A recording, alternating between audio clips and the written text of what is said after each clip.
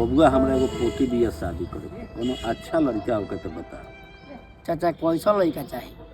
जाना के सरकारी नौकरी होखे, अच्छा खासा जमीन जायदाद होखे, 4 चक्का गाड़ी होखे।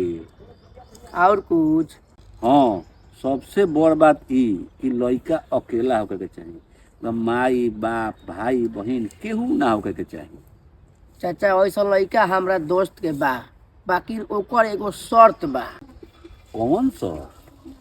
शर्त इहे बा कि लड़की अकेला होके के चाही, माई बाप भाई बहन केहू ना होके के चाही। अगर और परिवार आत्महत्या कर लेता तो शादी हो सकत। पागल बारे कारे, हमार परिवार आत्महत्या काहे करी? वाह चाचा वाह, अपना आप पायल तो तार फट गए आ दूसरा के कहत रहे केहू ना होके के चाही। अरे अपन सोच बदला सोच। ठीक कहत रे बबू, अपने आप पर आइल तब हमरा अब बुझाई कि परिवार के अहमियत का होला।